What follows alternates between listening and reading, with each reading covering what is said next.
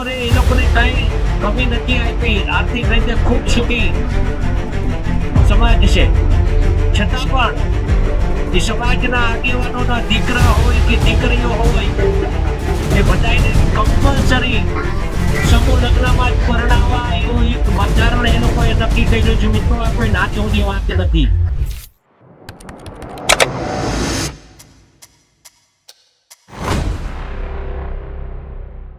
રાજનીતિમાં કોઈ કાયમી મિત્ર નથી હોતો કે કોઈ કાયમી શત્રુ નથી હોતો.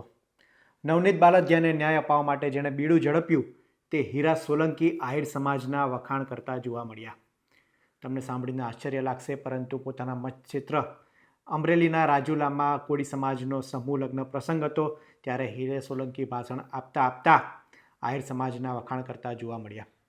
હીરા સોલંકી કહી રહ્યા છે કે અન્ય સમાજ પાસેથી આપણે ઘણું બધું શીખવાનું છે. કોળી સમાજ આર્થિક રીતના હજી ઘણો પાછળ છે, ત્યારે આહિર સમાજમાં મેં જાણ્યું છે કે ગમે તેટલો મોટો વ્યક્તિ હોય, પૈસાવાળો વ્યક્તિ હોય, તો પણ તે સમૂહ લગ્નમાં જ પોતાના દીકરા અને દીકરીને પરણાવતો હોય છે. આપણે પણ આ સમાજ પાસેથી આવું શીખવા જેવું છે.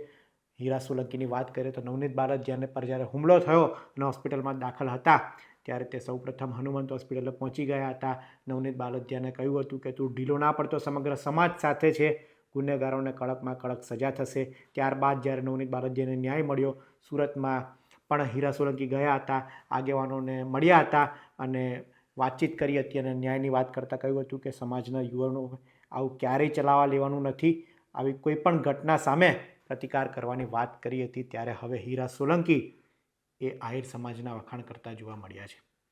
જો કે આ લડાઈ કોઈ સમાજ કે સમાજની હતી જ નહીં, આ લડાઈ એ વ્યક્તિની હતી અને જે ઘટના બની છે તેના સંદર્ભમાં હતી. પરંતુ સોશિયલ મીડિયામાં અને સમગ્ર વિસ્તારમાં એ પ્રકારનું વાતાવરણ સર્જવામાં આવી દેવામાં આવ્યું હતું. સોશિયલ મીડિયામાં પણ એકબીજા પર ટિપ્પણી કરતા લોકો હવે ધ્યાન રાખવાની જરૂર છે કે રાજનેતાઓને તમે જેવો માનો છો તેવા હોતા નથી. પોતાના મત વિસ્તારનો મામલો હતો, ત્યારે હીરા સોલંકીએ આ પ્રસંગે શું કહ્યું તે સાંભળીએ. અને આપણો સમાજને ગૌરવ લેવા જેવી વાત છે. મિત્રો, આનાથી સમાજને આર્થિક ખૂબ ફાયદો થયો છે. આપણે ઘણું બધું હજુ બીજા સમાજ પાસેથી શીખવાનું છે. આપણે ધ્યાન દોરતા હું આનંદ અનુભવું છું કે આપણા મત વિસ્તારમાં રામપરા સમૂહ લગ્ન થાય છે, આહિર સમાજના કોવાયા થાય છે, ભેરાઈ થાય છે. દરેક ગામડાઓમાં સમૂહ લગ્ન આહિર સમાજના પણ થાય છે. બાપુ, પણ મને કઈક નવું જાણવા મળ્યું. તમે વિચાર કરો, ઈશ્વરે એ લોકોને કઈ કમી નથી આપી. આર્થિક રીતે ખૂબ સુખી સમાજ છે, છતાં પણ એ સમાજના આગેવાનોના દીકરા હોય કે દીકરીઓ હોય એ બધાને કમ્પલસરી સમૂહ લગ્નમાં જ પરણાવવા એવું એક બંધારણ એ લોકોએ નક્કી કર્યું છે. મિત્રો, આ કોઈ નાચોની વાત નથી. તમારે એમાં પછી એક વર્ષ સમજો ભેરાઈમાં સમૂહ લગ્ન છે તો બીજા વર્ષે ગેપ આપવાનો અને ત્રીજા વર્ષે પાછો સમૂહ, એટલે એક વર્ષે ગેપ આપવાનો. અને જયારે ગેપ આપીએ ને ત્યારે કદાચ કોઈને ક્યાંય લગ્ન હોય તો એક પણ લગ્ન કરવાના નહીં, બીજા વર્ષે સમૂહ લગ્નમાં જ કરવાના.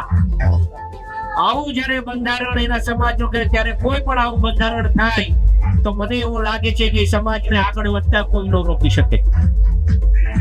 આપણા સમાજમાં પણ આપણે એક બંધારણ નક્કી કરવાનું છે. મિત્રો, ગામો ગામ આપ સૌ યુવાનોને મારી ખાસ વિનંતી છે કે આપ આપના ગામમાં કમિટી બનાવો અને એ કમિટી બનાવીને આપણા સમાજનું, આપણા ગામનું બંધારણ નક્કી થાય.